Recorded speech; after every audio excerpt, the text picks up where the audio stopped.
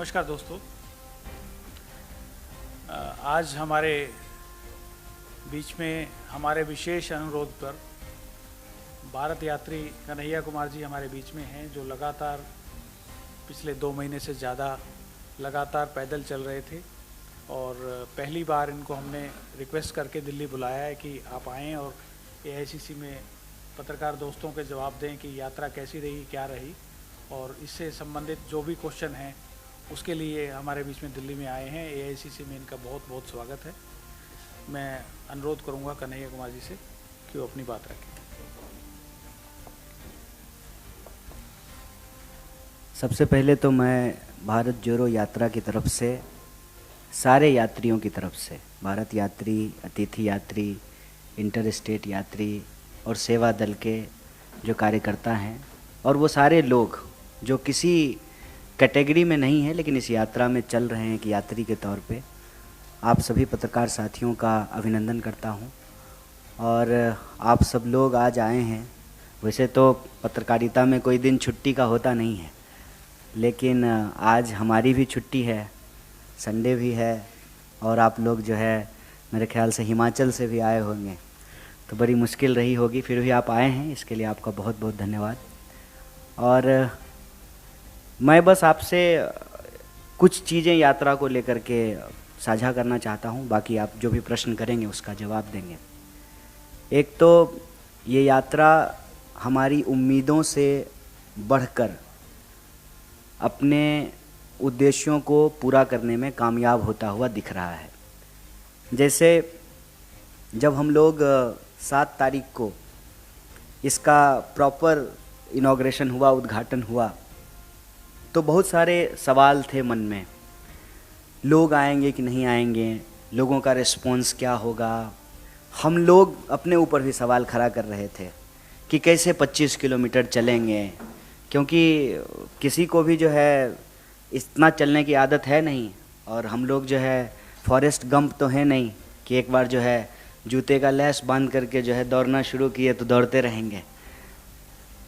तो ये सारे सवाल मन में थे, लेकिन वो जो एक बात स्कूल में पढ़ा करते थे कि कई बार इंसान पैरों से नहीं हौसलों से चलता है, वो इस यात्रा में जा कर के सही साबित हुआ है। कैसे यात्रा के 60 से ज़्यादा दिन कट गए, सचमुच पता नहीं चला। तकलीफ़ें हुई, अलग अलग तरह की तकलीफ़ें लोगों को हुई, लेकिन अब लोग जो है अपने शारीरिक संघर्षों से ऊपर उठ चुके हैं। मतलब कभी तो ऐसा होता है कि मजाक मजाक में कि यात्रा समाप्त हो गई है और अब जो है अपने कैंप में वापस लौटना है। लोगों को इतना चलने की आदत है कि गाड़ी सामने हो, बस सामने हो, फिर भी पैदल चलने लगते हैं।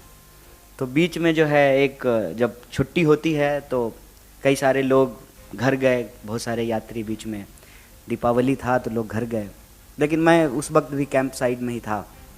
तो कुछ जो लोग घर से लौट करके आए, उन्होंने एक बड़ी मज़ेदार कहानी सुनाई कि हम लोग जा रहे थे एक मार्केट में, तो घर वालों ने कहा कि हम लोग कार से चलते हैं, तुम तो पैदल चलो, आराम से 20-25 किलोमीटर तो चल ही लेते हो, अब 20-25 किलोमीटर चलने में कोई दिक्कत नहीं है। और आज भी जब मैं इस प्रेस कॉन्फ्रेंस के लिए आ रहा था तो मेरे कुछ दोस्तों ने कहा कि इंतज़ार किस बात का, शुरू कर दो, 12-13 किलोमीटर है, 24 अकबर रोड पहुँच जाओगे, मॉर्निंग सेशन में वैसे भी तुम लोग 15 किलोमीटर चलते ही हो।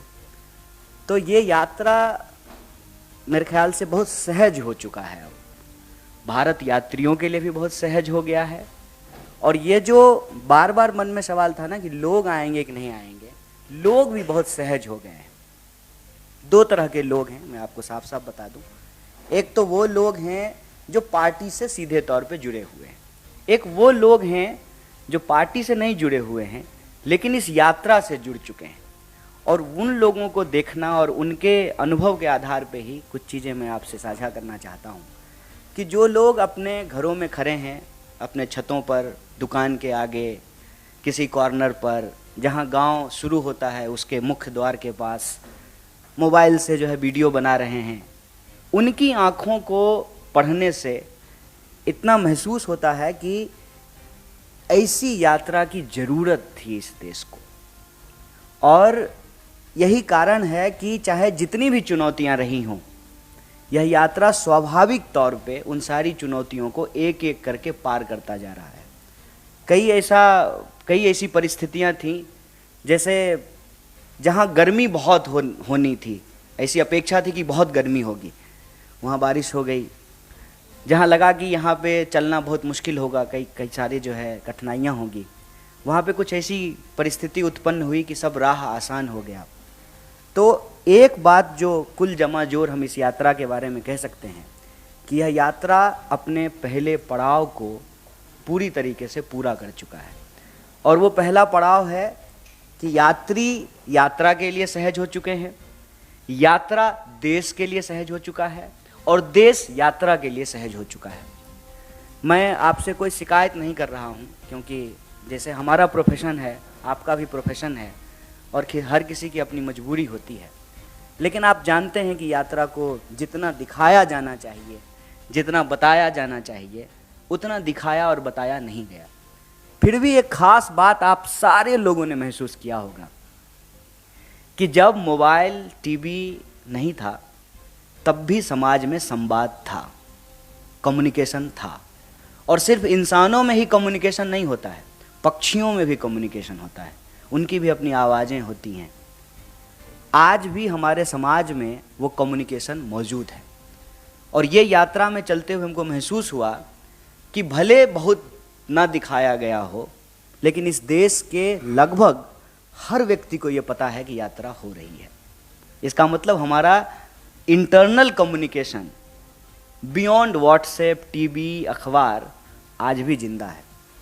देश की चाय के नुक्कड़ों पर, बसों में, ट्रेनों में, खेतों में, खलिहानों में, दफ्तरों में, हर जगह किसी न किसी रूप में, किसी न किसी दिन, सुबह या शाम, यह चर्चा निकल आती है कि भारत यात्रा हो रही है। तो भारत यात्रा ने अपना पहला पड़ाव पूरा कर लिया है। पूरे देश को पता है कि उनके सवालों को लेकर के ये यात्रा हो रही है। ये जो हमने कहा कि उनके सवाल, ये भी हमारे दिमाग में जो था वो अपनी जगह पे है, लेकिन यात्रा के दौरान जो हमने कलेक्ट किया वो ज़्यादा महत्वपूर्ण और प्रासंगिक है। उनके सवाल कहने का मतलब है कि जब महिलाएं यात्रा में आकर के जुड़ती हैं, और मैं बार बार कह रहा हूँ, जो हमारी पार्टी वर्कर नहीं हैं, वो बोलती हैं महंगाई के बारे में कि 400 के सिलेंडर जो है 1000 रुपये का हो गया है, घर चलाना मुश्किल हो रहा है।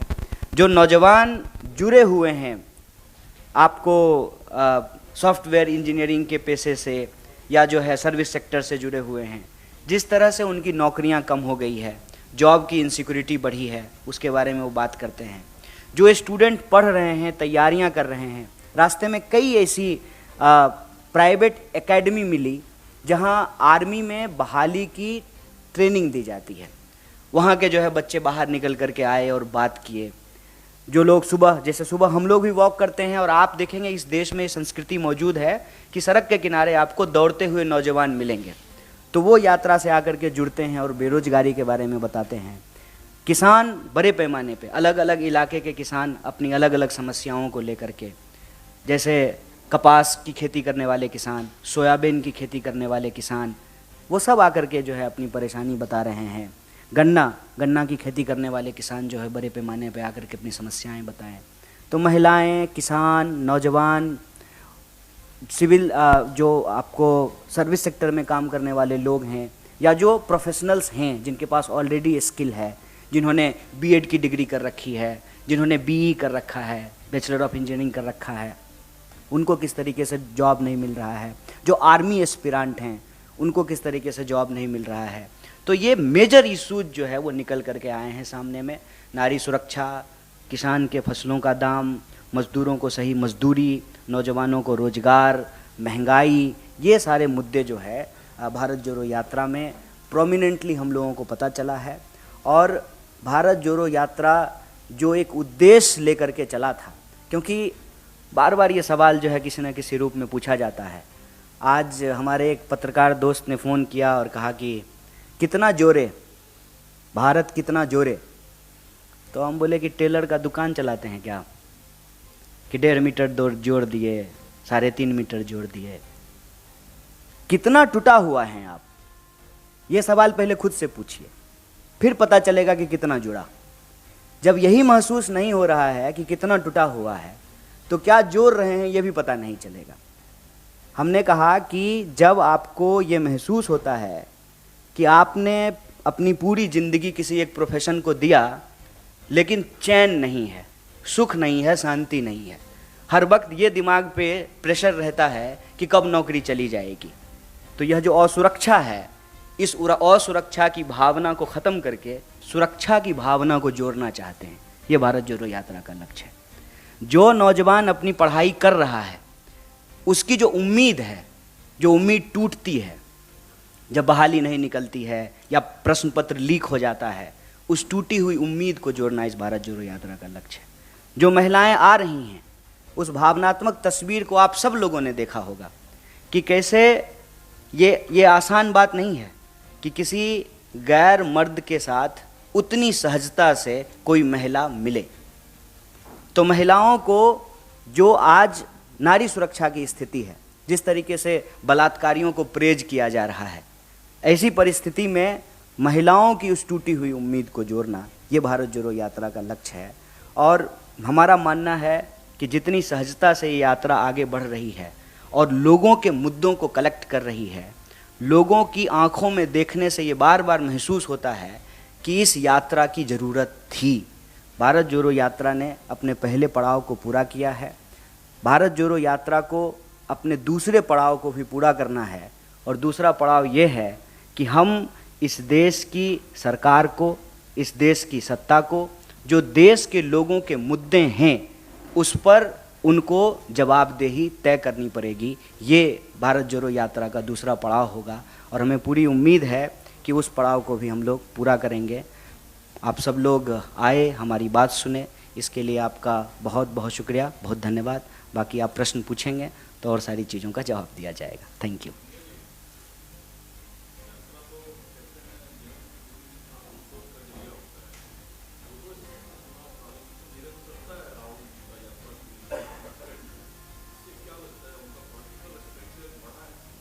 देखिए, ये एक बहुत ही मौजू प्रश्न आपने पूछा है, मैं इसको ऐसे कहूँगा, क्योंकि पहले जब मैं लोगों से बात करता था और कहता था कि हम भारत जोड़ो यात्रा में जा रहे हैं, तो राहुल जी तो हमारे नेता हैं, हमारे दोस्तों को भी ये भरोसा नहीं होता था कि हम लोग 25 किलोमीटर रोज पैदल चलेंगे।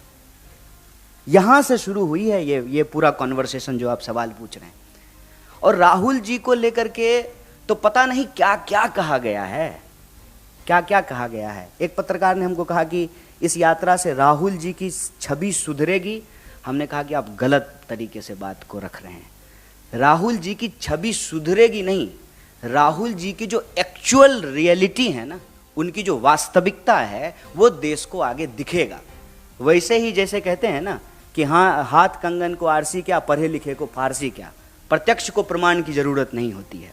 व्हाट्सएप पे जो मैसेज आया है या टीवी डिबेटों में जो खड़ा करने का एक जो है चरित्र और एक छवि खड़ा करने की जो कोशिश की गई है, उसको जनता अपने आँखों से देख करके समाप्त कर लेगी। अब उसके पास उसका फर्स्ट हैंड इन्फॉर्मेशन होगा जो उसने अपनी आँखों से देखा है। क्योंकि इस यात्रा के दौरान जितनी भी बातें राहुल जी को लेकर के बोली जाती थी, सीरियस नहीं हैं, विदेश चले जाएंगे, पैदल नहीं चलेंगे, छुट्टी मनाने चले जाएंगे, छुट्टी होगी तो दिल्ली आ जाएंगे, अरे कैसी बातें करते हो, कंटेनर में थोड़ी रहेंगे, कैसी बातें करते हो, 25 किलोमीटर पैदल थोड़ी चलेंगे। ये सारी चीज़ें समाप्त हो गई है। और हम कहते हैं कि उनकी छवि बिगाड़ने के लिए करोड़ों रुपया खर्च करना पड़ा। उनकी जो वास्तविकता है ना, उसके लिए सिर्फ उनको रोड पे निकल करके पैदल चलना पड़ा। कितना फर्क है। बस आपको जनता के बीच में आप गए और आपको लेकर के जितनी कोशिशें थी उस सब पे जो है पानी फिर गया।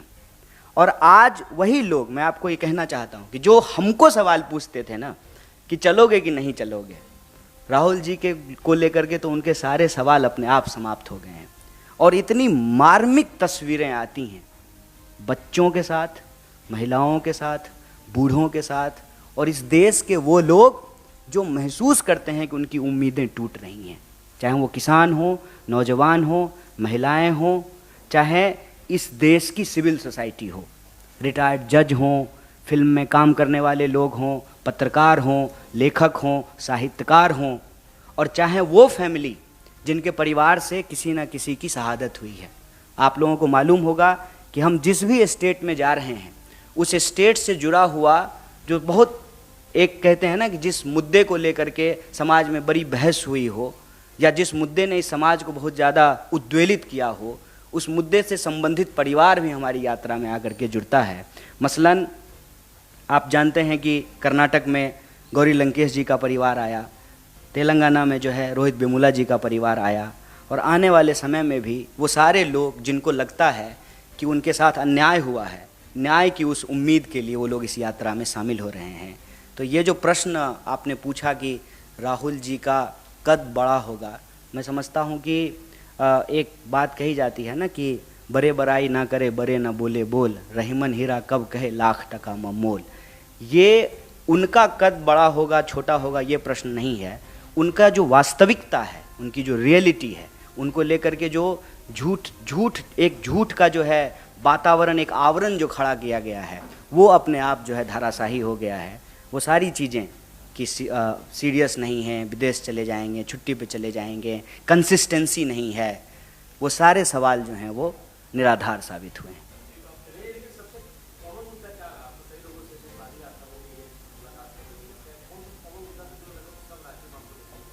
देखिए, महंगाई और बेरोजगारी ये दो ऐसे सवाल थे जो हर जगह, मतलब आप यूँ समझ लीजिए कि जैसे हम कर्नाटक में हैं तो वहाँ एक समूह जो है वो उन राज्यों से आया जहाँ हमारी यात्रा नहीं जा रही है, तो वो प्रतिनिधित्व भी जो है जो डेलीगेशन था वो भी यही सवाल उठा रहा था, और महंगाई को लेकर के अक्रॉस द बोर्ड सारे लोगों ने जो है सवाल, ये दो मुद्दे बहुत प्रोमिनेंट हैं। इसके अलावा साउथ में हमने देखा कि एक और सवाल जो कि अब हम जब महाराष्ट्र आ गए हैं तो ये सवाल अब नहीं है, लेकिन साउथ में कहीं ना कहीं ये सवाल बार बार आ रहा था, फेडरलिज्म का क्वेश्चन। साउथ में इस सवाल को भी बहुत सारे लोगों ने आकर के उठाया कि हमारे साथ जो है कहीं ना कहीं सेंटर जो है वो पूरी तरीके से न्याय नहीं करता है। ये जो पॉलिटिकल डेलीगेशन होता था उसमें कई लोगों ने ये सवाल उठाए, जो मुझे लगता है कि अलग सवाल है। बाकी जो कॉमन दो सबसे कॉमन मुद्दा अगर आप कहेंगे तो वो महंगाई और बेरोजगारी का सवाल, फिर स्पेसिफिक समुदाय के कई सवाल आए, जैसे किसानों के सवाल, महिलाओं के सवाल, और जो स्पेसिफिक चीज़ों की तैयारी करते हैं, जैसे बीएड किए हुए जो लोग ट्रेंड टीचर हैं वो कई राज्यों में मिले कि उनकी बहाली नहीं हुई। कई जगह संविदा कर्मियों का ग्रुप आकर के मिला कि कॉन्ट्रैक्ट पे काम करने की क्या परेशानी होती है। खास करके लॉकडाउन के बाद ये रियलाइज हुआ है कि अचानक से मैनेजमेंट कॉल करता है और कहता है कि अब कल से आप नौकरी पे मत आइए, तो उसकी पूरी की पूरी ज़िंदगी जो है वो अंधकार में चली जाती है। उसने ईएमआई पे अपना जो है वॉशिंग मशीन से लेकर के कार से लेकर के घर तक ले रखा है, तो वो फिर ईएमआई कैसे भरेगा। और आत्महत्या एक बहुत ही दुखद परिस्थिति हमारे देश में पैदा कर रहा है कि किसानों की आत्महत्या से मामला अब जवानों की आत्महत्या तक पहुंच गई है। बेरोजगारी के कारण भी जो है लोग आत्महत्या करना शुरू कर दिए हैं। कोरोना के दौरान लोगों को फैसिलिटीज़ नहीं मिले, ऑक्सीजन नहीं मिला, बेड नहीं मिला, मुआवजा नहीं मिला, ये सवाल भी जो है कई सारे लोग आकर के बताए हैं।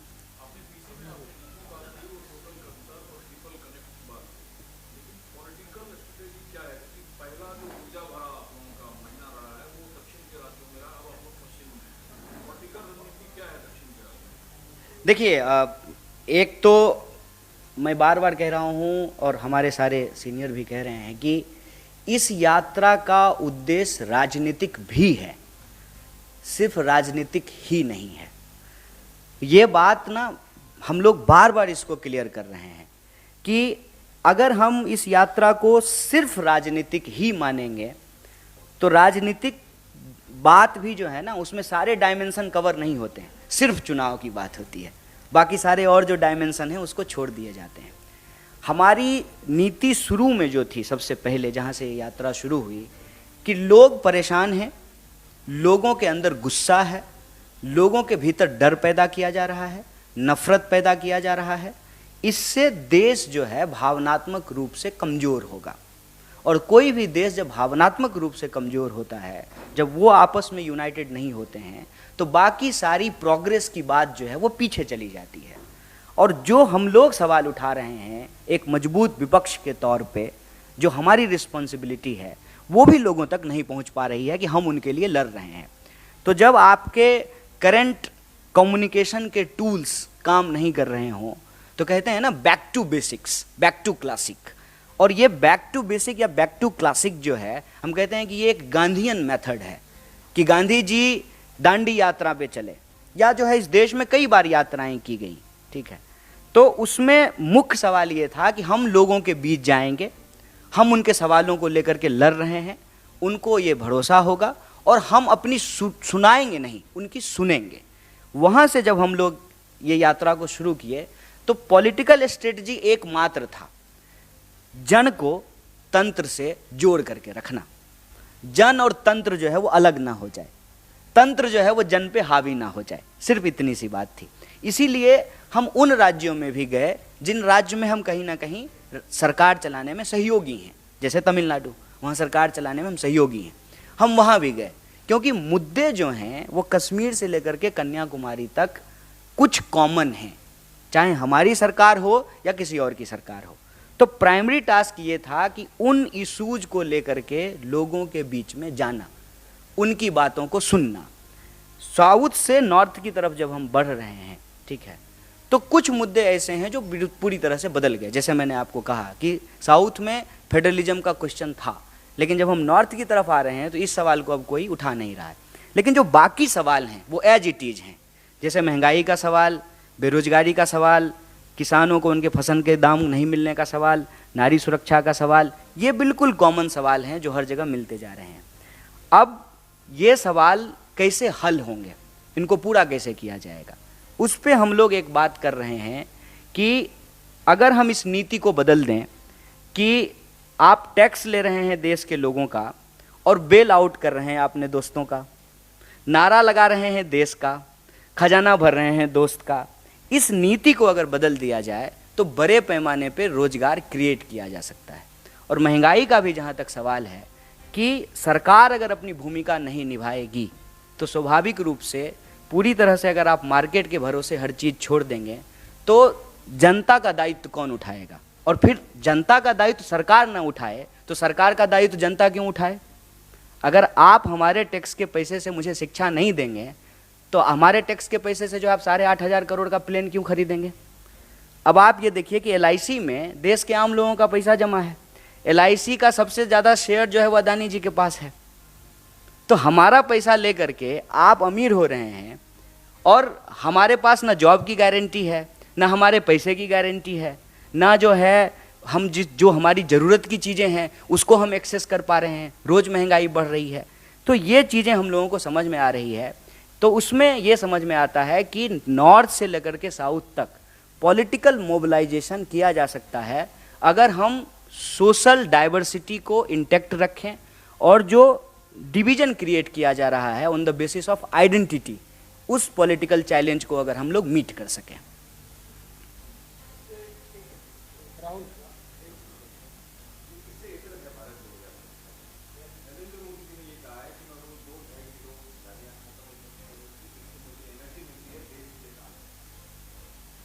देखिए, एक तो नरेंद्र मोदी जी बहुत कुछ कहते हैं, आजकल जो है हम लोग उन चीज़ों पे जा नहीं रहे हैं, लेकिन भारत जोड़ो यात्रा से ये सवाल अलग है। लेकिन मैं भारत जोड़ो यात्रा से जोड़ करके इस सवाल का जवाब आपको देता हूँ। भारत जोड़ो यात्रा को लेकर के आप में से एक साथी ने सवाल किया कि राहुल जी की छवि पे लोगों का क्या नज़रिया है। तो हमने यही कहा ना कि उनकी जो वास्तविकता थी वो वास्तविकता भी लोगों को नहीं मालूम था। मोदी जी का जो झूठ है ना वो भी लोगों को मालूम है। मसलन बीजेपी के प्रेसिडेंट ने कहा हिमाचल चुनाव के दौरान कि प्रधानमंत्री जी फोन करके यूक्रेन युद्ध रुकवा दिए। एक बागी विधायक तो प्रधानमंत्री के फोन से बैठ नहीं रहा है, एक MLA का कैंडिडेट प्रधानमंत्री के फोन से नहीं बैठा और यूक्रेन का युद्ध रुक गया। तो झूठ का ना कोई सिर पैर नहीं होता है साहब। प्रधानमंत्री जी हमेशा झूठ का इस्तेमाल करते हैं देश के बेसिक इश्यूज को डाइवर्ट करने के लिए। विपक्षी उनको गाली दे रहा है, क्या फर्क पड़ता है? देश की जनता उनको वोट दे रही है ना, एक बार नहीं 2 बार वोट दी है ना। तो देश की जनता से जो उन्होंने वादा किया था, उस वादे का क्या हुआ, ये जवाब उनको देना चाहिए। 2 किलो गाली मिल रहा है कि 50 किलो गाली मिल रहा है, ये इंपॉर्टेंट नहीं है। इस देश में गांधी को गोली मिली है, और उसी से मिली है जिसका तस्वीर आप अपने जो है दफ्तर में लगाते हैं, नफरत से। और जो है आप नफरत फैलाते हैं, नफरत फैलाने वालों को आप फॉलो करते हैं, नफरत फैलाने वालों को आप प्रमोट करते हैं, और फिर जो है विक्टिम कार्ड भी खेल रहे हैं। गोली मिली है इस देश में गांधी को, और जो गोली मारने की बात करने वाले लोग हैं, जिनके पिताजी नेता थे, उनको मंच पे बिठा करके बगल में परिवारवाद पे भाषण देते हैं। इसको कहते हैं कथनी और करनी में फर्क होना। ये सब बेकार की बातें हैं साहब। देश की जनता ने प्रधानमंत्री जी को मैंडेट दिया है, और प्रधानमंत्री जी ने देश की जनता से जो वादा किया था उसको पूरा नहीं किया है। ये देश का सवाल है, और हम जब देश घूम रहे हैं तो यही सवाल हमारे सामने आ रहा है कि देश महंगाई से परेशान है, देश बेरोजगारी से परेशान है, किसानों को उनके फसल का दाम नहीं मिल रहा है, महिलाएं असुरक्षित महसूस कर रही हैं, पहचान के आधार पर इंसान को लड़ाया जा रहा है, नफरत फैलाया जा रहा है। अगर देश भावनात्मक रूप से कमज़ोर होगा, भावनात्मक रूप से अगर देश इकट्ठा नहीं रहेगा, तो देश की प्रगति में बाधा होगी। अगर हम चाहते हैं कि देश की प्रगति हो, तो हमको महंगाई, बेरोजगारी जैसे सवालों को हल करना पड़ेगा, और हम सब भारतीय हैं, इस भावना को मजबूत करके हम प्रगति की राह पे आगे बढ़ सकते हैं।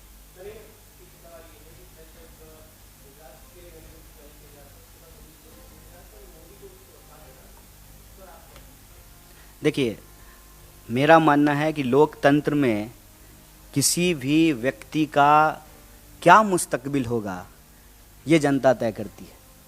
किसी भी समूह का, दल का क्या मुस्तकबिल होगा, ये जनता तय करती है। लेकिन हम आपसे यही आग्रह करेंगे सर कि तिल को तार ना बनाया जाए। गुजरात के लोगों की भी वही समस्याएं हैं जो समस्या हमको भारत जोड़ो यात्रा में तमिलनाडु से लेकर के केरल, कर्नाटक, आंध्र प्रदेश, तेलंगाना होते हुए महाराष्ट्र पहुँचे हैं और पता चला है। गुजरात के किसान भी परेशान हैं, गुजरात के नौजवानों को भी नौकरी नहीं मिल रही है, गुजरात के व्यापारी भी जो है जीएसटी और नोटबंदी से परेशान हुए हैं, उनके जो है उद्योग धंधों को नुकसान हुआ है। मेरा आपसे यही गुजारिश रहेगा कि देश के लोगों के जो बुनियादी सवाल हैं, इस देश का राजनीतिक विमर्श उसी के इर्द गिर्द होना चाहिए। देखिए, एक बात ना, एक सेइंग है अंग्रेजी में, डोंट डिफेंड अनडिफेंडेबल। मुझे ये मालूम नहीं है, लेकिन मैं बिना मालूम किए हुए ये बात पूरे आत्मविश्वास से कह सकता हूँ कि अगर मेरे द्वारा कभी भी कोई गलत बात कही जाएगी, बिना इफ़ बट के माफ़ी मांगूंगा। गलत गलत होता है, लेकिन वो कहे हैं कि नहीं कहे हैं इसकी जानकारी मुझे नहीं है। मैं बस इतना कहना चाहता हूँ कि गलत सबके लिए गलत है। हम प्रधानमंत्री जी नहीं हैं कि भ्रष्टाचारी होगा जो व्यक्ति कांग्रेस में रहते हुए, और वही बताएंगे कि वो व्यक्ति भ्रष्टाचारी है, अगले दिन उसको बीजेपी में शामिल करा करके उसको सदाचारी बोलना शुरू कर देंगे। हमारा सवाल जो है ऑथेंटिसिटी पे है कि किसी व्यक्ति को आप भ्रष्टाचारी कहते हैं, अगले ही मिनट, जैसे आपको मैं याद दिला दूं, एक सपा के नेता थे, उनके बारे में बीजेपी क्या क्या कहती थी, फिर वो बीजेपी में शामिल हो गए। या कांग्रेस के ही नेता, आपने गुजरात की ही बात की, गुजरात के ही बहुत सारे ऐसे नेता जिनके बारे में बीजेपी पता नहीं क्या क्या कहती थी, आज वो बीजेपी में शामिल भी हो गए हैं, उनको टिकट भी दे दिया गया है और वो अच्छे हो गए हैं। जिनके ऊपर तमाम तरह के आरोप लगाए जाते हैं, ईडी भेजा जाता है, केस किया जाता है, जो भी बीजेपी में जाते हैं वो ठीक हो जाते हैं। तो नैतिकता का जो आधार होता है ना, वो एक होता है। ऐसा नहीं हो सकता है कि हम आपके लिए नैतिकता का आधार कुछ और रखें, क्योंकि आप सामने बैठे हैं और हम यहाँ थोड़ा ऊंची जगह बैठे हैं, तो हमारे लिए नैतिकता का आधार कुछ और होगा। गलत गलत होता है, कोई भी नेता बोले या कार्यकर्ता, उसको डोंट डिफेंड अनडिफेंडेबल।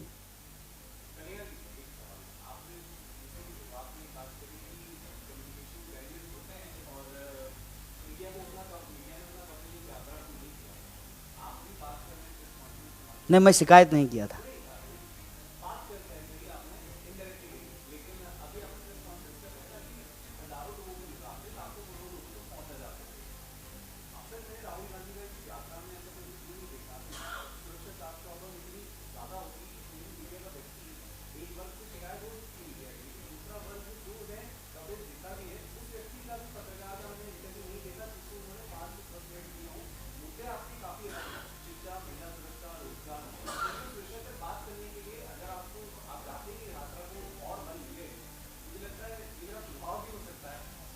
सुझाव का स्वागत है, करेंगे।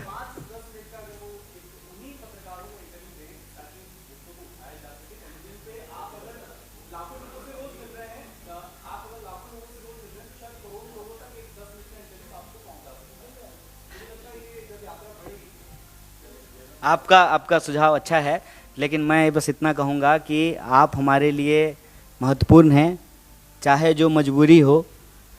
मीडिया लोकतंत्र की एक ज़रूरत है, लोकतंत्र का एक पिलर है, और शिकवा शिकायत अपनी जगह पे होता है, और ये होता है विपक्ष में जब लोग होते हैं तो शिकायत होता है, उसमें मैं ज़्यादा गिले शिकवे में नहीं जा रहा। लेकिन आप हमारे लिए महत्वपूर्ण हैं, तभी तो आज छुट्टी का दिन है, आज हम आराम करते सोते, लेकिन जो है हम आपके बीच आए हैं आपसे बात करने के लिए। जहाँ तक हमारे नेता राहुल जी का सवाल है, तो आप जानते हैं कि जो है वो मीडिया से जी चुराने वाले नहीं हैं, और लिखे हुए सवाल का इंटरव्यू भी नहीं देते हैं, और कोई ऐसा स्टेट नहीं है जहाँ प्रेस कॉन्फ्रेंस नहीं कर रहे हैं। अभी फिर उनका जो है महाराष्ट्र में प्रेस कॉन्फ्रेंस होने वाला है। और ये मैं फिर से एक तुलना कर देता हूँ, विपक्ष पर आप सवाल उठा रहे हैं, स्वागत है, आग्रह है कि सत्ता से भी पूछिए। प्रधानमंत्री जी ने आज तक एक भी प्रेस कॉन्फ्रेंस नहीं किया है। Thank you. माता की, भारत माता की। राष्ट्रीय बाल दिवस के अवसर पर आयोजित इस संवाद, सम्मान और इस कार्यशाला में हमारे बाल संरक्षण आयोग की अध्यक्ष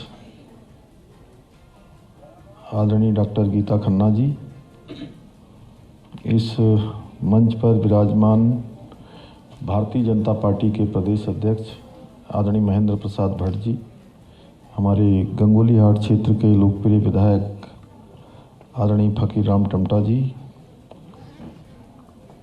आयोग के सदस्य विजय कप्रवाण जी, सामने बैठे हुए हमारे जस्टिस माहेश्वरी जी, बाल आयोग की अध्यक्ष, महिला आयोग की अध्यक्ष बहन कुसुम कंडवाल जी, हमारे अल्पसंख्यक कल्याण के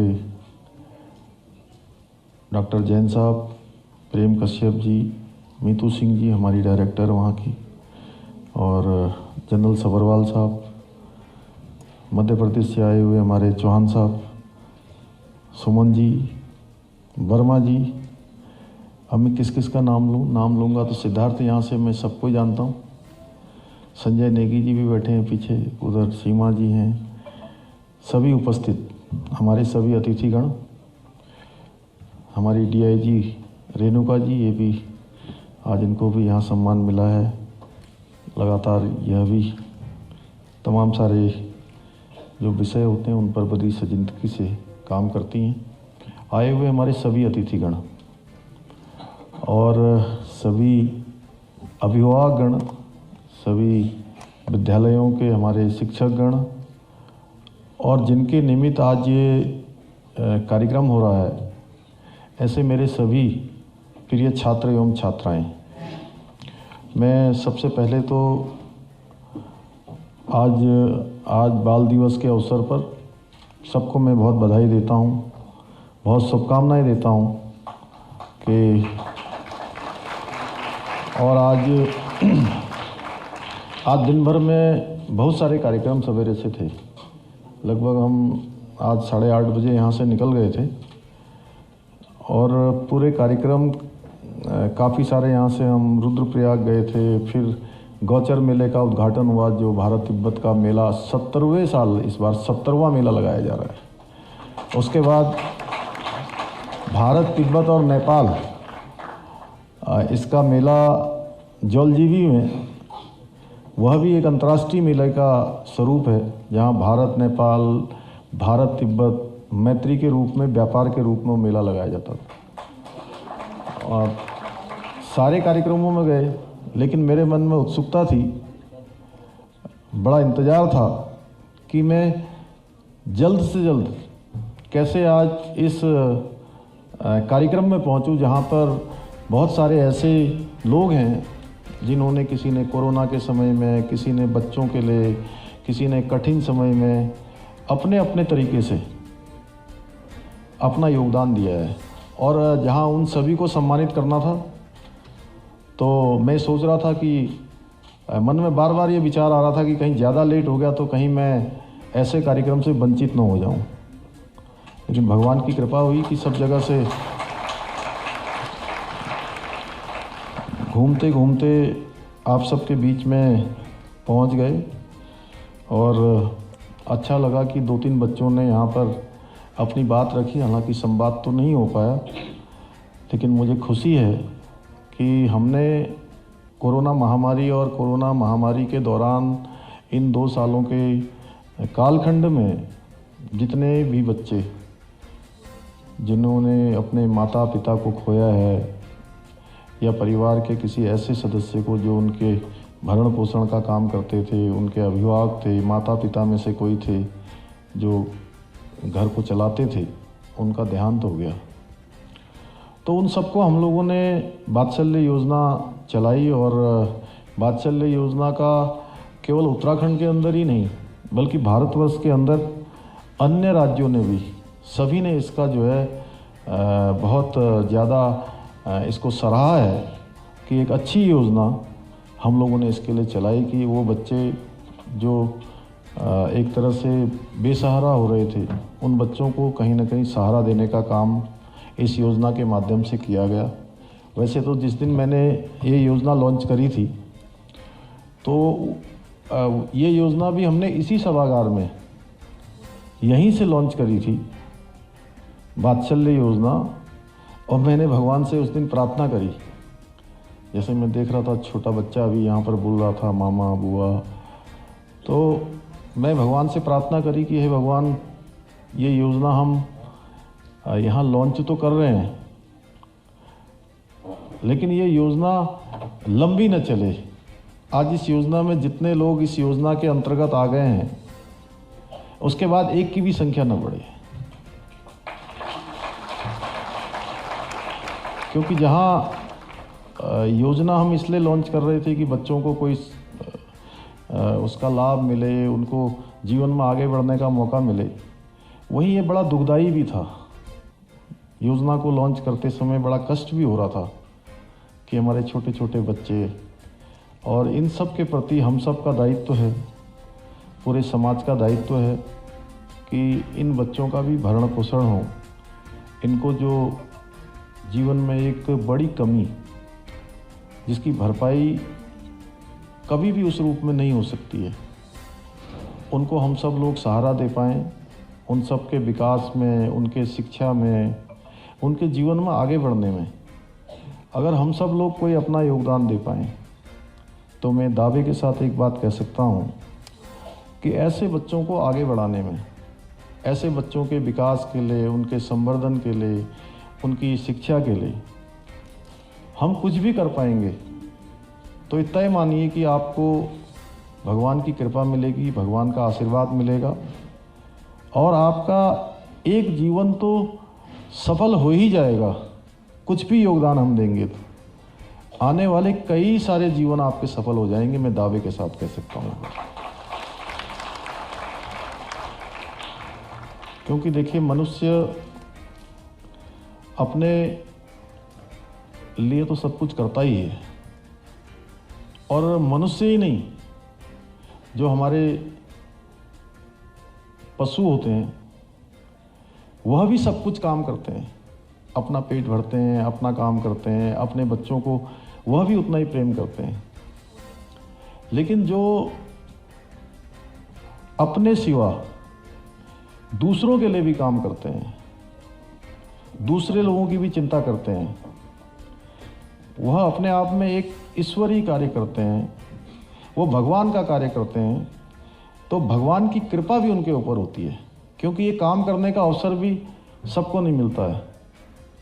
बहुत लोग बहुत साधन संपन्न होते हैं, सभी प्रकार की सुविधाएं उनके आसपास होती है, लेकिन मन नहीं होता है, आत्मा नहीं होती है। जब आत्मा नहीं होती है, मन नहीं होता है, करने की इच्छा शक्ति नहीं होती है, तो सब कुछ होते हुए भी कुछ नहीं होता है। क्योंकि जीवन केवल अपने लिए जीने का नाम नहीं है। जीवन तो तब है कि जब हम अपने लिए भी जिएं और अपने साथ साथ उन लोगों के लिए भी जिएं जिन लोगों को हमारी आवश्यकता है, जिनको हमारी ज़रूरत है, जिनके लिए हम कुछ कर सकते हैं, कुछ दे सकते हैं। और ऐसे बहुत सारे लोग आज जिनको मेरे हाथों, माननीय महेंद्र भट्ट जी के हाथों बाल संरक्षण आयोग के द्वारा यहाँ पर सम्मानित किया गया। मैं समझता हूँ कि यह जो सम्मान है, ये सम्मान आप लोगों को इसलिए है कि जहाँ आज आपका हम लोग यहाँ पर सम्मान कर रहे हैं, पूरा समाज आपको रिकॉग्नाइज कर रहा है, वहीं आपके अंदर एक ऊर्जा भरने का काम भी आज का यह कार्यक्रम कर रहा है, जिससे कि जो काम अभी तक आप करते आए हैं उस काम को और तेज़ी से करें और मन लगाकर करिए और पेन लेकर करिए। तो निश्चित रूप से इतना आप करेंगे तो मैं कोई बहुत ज़्यादा भविष्य वक्ता तो नहीं हूँ, लेकिन मैं इतना ज़रूर कहता हूँ कि ईश्वर की असीम कृपा आप सब पर होगी। और अगर आज भी आप लोग ये काम कर रहे हैं, आप दूसरों को आगे बढ़ाने का काम कर रहे हैं, समाज के हित में काम कर रहे हैं, लोगों के लिए काम कर रहे हैं, तो यह भी ईश्वर की ही कृपा है। अन्यथा क्या है, बहुत कुछ होते हुए भी, कई बार मन होते हुए भी कि नहीं हमें भी समाज के लिए काम करना है, काम करने का अवसर नहीं मिलता है। किसी के घर में परेशानी आ जाती है, किसी का स्वास्थ्य खराब हो जाता है, किसी के पास टाइम नहीं होता है, कोई व्यापार में फंस जाता है, कोई नौकरी में फंस जाता है, कोई कहीं चला जाता है, कोई घर में फंस जाता है। अगर ये काम करने का अवसर मिल रहा है तो इसके पीछे भी आप ये तय मानिए कि भगवान की कृपा है आपके ऊपर, इसीलिए आपको ये काम करने का अवसर मिल रहा है। भाइयों बहनों, आज हमारा देश तेज़ी से आगे बढ़ रहा है और जहां आपने देखा होगा अभी हमारी जो इकोनॉमी है वो वर्ल्ड की 5वें नंबर की इकोनॉमी बन गई है। पहले हम 10वें नंबर पर होते थे, अब धीरे धीरे हम आगे बढ़ रहे हैं। 2047 आते आते हम जो है देश की नंबर 1 इकोनॉमी के रास्ते पर आ जाएंगे, क्योंकि हर क्षेत्र में आज भारत आगे बढ़ रहा है। पिछले दिनों हम कोरोना महामारी के दौरान हम लोगों ने देखा कि कोरोना महामारी में पूरी दुनिया में जब महामारी आई तो दुनिया के देश WHO, ये डॉक्टर लोग बैठे हैं, सब जानते हैं, मीनू सिंह जी बैठी हैं, अन्य लोग बैठे हैं यहाँ पर, एम्स वाले भी हैं, महंत वाले भी हैं। तो उस समय WHO कहने लगा कि भारत में ये महामारी जो है जब आएगी तो इसको कंट्रोल करना बड़ा मुश्किल हो जाएगा। भारत पूरी दुनिया के लिए रिस्पॉन्सिबिलिटी बन जाएगा, जिम्मेदारी बन जाएगा, क्योंकि हमारे यहाँ तो छोटे कार्यक्रम, बड़े कार्यक्रम, कितने प्रकार के कार्यक्रम रोज होते हैं और हर कार्यक्रम में 100 लोग, 200 लोग, 500 लोग ये एक साथ इकट्ठे हो जाते थे। ऐसे में वो सोशल डिस्टेंस और क्या फिजिकल डिस्टेंस, वो तो सारे जो महामारी के जो बचाव के नियम थे वो हमारे यहाँ ध्वस्त हो जाते थे। ध्वस्त तो हो ही गए थे, लेकिन उसके बावजूद भी जब देश के अंदर अच्छी लीडरशिप हो और देश के लिए समर्पित हो, केवल जनहित हो, लोकहित हो, तो यह काम हमारे देश के प्रधानमंत्री मोदी जी ने बहुत बखूबी किया और जहां पूरे देश को व्यवस्थित करने का काम किया, वहीं एक साल के अंदर ही एक नहीं दो वैक्सीन भी देश की जनता को समर्पित की। और इतना ही नहीं, एक वैक्सीन लगाई गई, दूसरी वैक्सीन लगाई गई, फिर तीसरी वैक्सीन भी लगाई गई। एक समय में जब देश में पोलियो आया था तो उस पोलियो की खुराक लगने में 15 साल लग गए थे। 15 साल, तब भी खुराक नहीं मिली थी। अगर हम सब लोगों को ये वैक्सीन नहीं लगी होती तो आज मैं समझता हूँ कि ये न तो आप यहाँ पर सम्मान का कार्यक्रम कर रही होती, ना इनमें से हम लोग यहाँ आए होते। तो निश्चित रूप से इसके साथ साथ इतना ही नहीं, जो हमारे देश की संस्कृति है, जो हमारे संस्कार हैं, हम संपूर्ण विश्व को अपना घर मानते आए हैं। हमारी संस्कृति यही मानती आई है। ऐसे कठिन समय में हमारी देश की सरकार ने प्रधानमंत्री मोदी जी के नेतृत्व में, उनकी लीडरशिप में पूरी दुनिया को वैक्सीन उपलब्ध करवाने का भी काम किया। दूसरे देशों को भी वैक्सीन दी। कठिन समय में जब लोग केवल अपने ही देश की चिंता कर रहे थे, उस समय में भी दूसरे देशों की चिंता करने का काम किया। तो ऐसे अनेकों कार्य पिछले 8 सालों में देश के अंदर हुए हैं, जिसमें हम अगर बात करें तो भारत इन 8 सालों में एक समर्थ भारत, एक शक्तिशाली भारत और हर किसी के लिए योजना को देने वाला भारत, समरस भारत, ये भारत का निर्माण हुआ है। उसका उदाहरण हमारे सामने है कि अभी जब यूक्रेन और रूस का युद्ध हो रहा था, तो ऐसे समय में पूरी दुनिया भारत की ओर देख रही थी कि भारत का इसमें क्या रुख होने वाला है। और भारत के बच्चे तो तिरंगा लेकर यूक्रेन से बाहर आ ही रहे थे। वहीं जो ऐसे देश हैं जो रात दिन हमको कोसने का काम करते हैं, वहाँ के बच्चे भी अपने कंधे पर तिरंगा लेकर उस देश की सीमा से बाहर आ रहे थे। यह है नया भारत।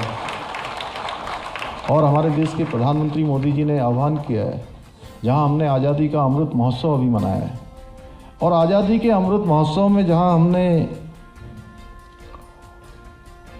2022 में 75 साल पूरे होने पर जहाँ देश के अंदर हुई हमारी उपलब्धियाँ, हमारे द्वारा प्राप्त की गई अर्जित जो भी हमारे आविष्कार, हमारी जानकारियाँ, बड़े बड़े आधारभूत संरचनाएँ, इन पर हमने आज़ादी का अमृत महोत्सव मनाया। वहीं हमने आज़ादी के ऐसे नाम जो बेनाम थे, उन सबको भी इस आज़ादी के अमृत महोत्सव में उनको भी याद किया, उनका भी स्मरण किया।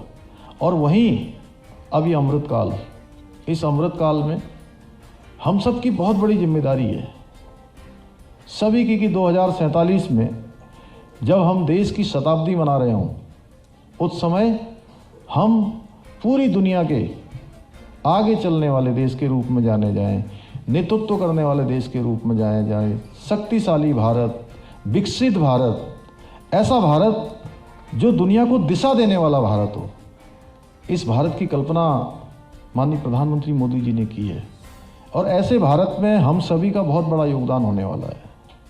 हम जिस क्षेत्र में भी काम करते हैं उसमें और ज़्यादा मेहनत से, और ज़्यादा ईमानदारी से, और ज़्यादा परिश्रम से जो चीज़ें हमारे लिए खराब हैं, चाहे वो किसी भी रूप में हो, भ्रष्टाचार के रूप में, अन्य कमियों के रूप में, उन सब पर हमको प्रहार करना है।